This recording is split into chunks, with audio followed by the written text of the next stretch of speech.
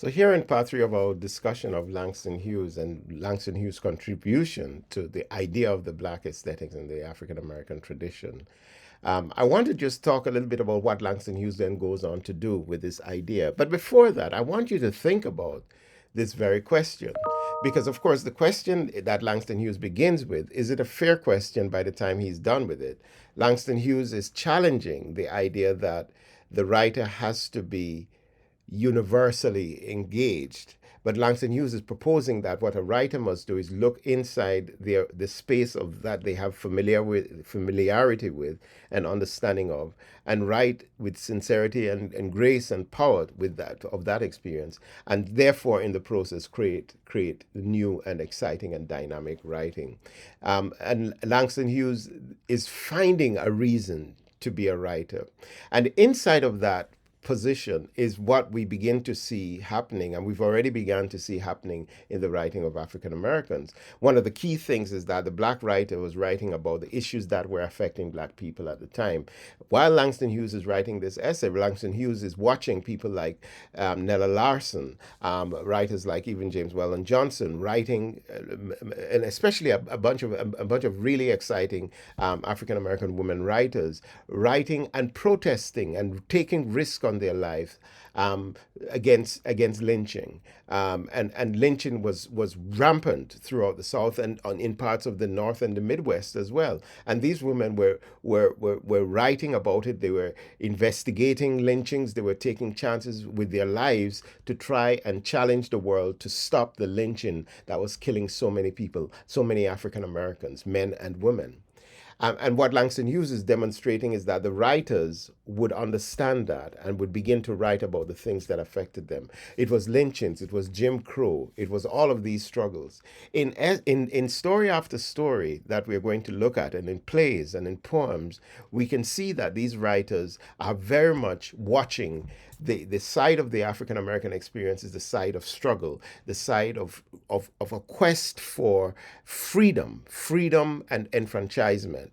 And there's a sense in which the African American poetics was one in which the contention was between the suffering and the weight and the burden of all the things that were trying to limit the African American experience, and the effort to find art that would elevate them from that. This became the idea of the blues. This became the idea of the Negro of the slave narrative. This became the idea of novels, as we see, for instance, in the autobiography of the Next Colored Man, of looking at the socio realities of African Americans and then talking about paths towards freedom and so on and so forth. But the other thing that Langston Hughes was trying to say was that inside the lives of African American people was just joy, life lived, the actual humanity of them. And therefore his idea was that as you write about that humanity, of that humor, and all of the complexities of that life, you are actually creating a poetics and creating a new tradition of literature that would be also part of that transformative stage. And then finally, Langston Hughes, even if not necessarily declaring himself to be a religious person, but also engaging the idea that the ways in which liberation is constructed in the African American community within the spiritual journey, and the spiritual journey that takes them through memory to Africa and a retrieval of their blackness in Africa, but also a return to a kind of spiritual understanding of the self, a spiritual understanding that is transformative, that literally challenges the white supremacy structures that seem to operate within white churches, and to suggest that they themselves were creating something that was a profound heresy against the church, against the Bible, and against Christ's teachings. And the African American writer would have to contend with that and would have to find a way to explore that and develop that. We've seen it in Sweat, in the ways that African American writers started to write about the experience of women and the need for women to understand themselves, not just understand themselves, but to be understood in the world, and the process of their liberation. So I really encourage you to read that fantastic essay, because I think it's a framing essay for African American literature. But of course, it's a framing essay for Langston Hughes' poetry. Some of the poems that we'll be looking at next time, when we're looking more specifically at Langston Hughes' poems, would be the poems that are in the anthology. And I encourage you to read these poems Um, one of the first one of the first poems we'll look at would be the Negro Artist and the Racial Mount. No, not the. That's his essay. Would be the Negro Speaks of Rivers.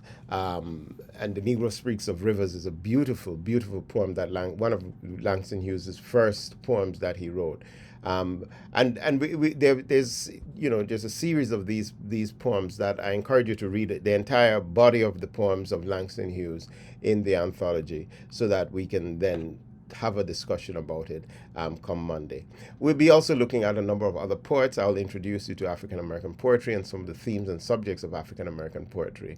But I thought one of the great ways to start thinking about it is with this wonderful essay, The Negro Artist and the Racial Mountain by Langston Hughes.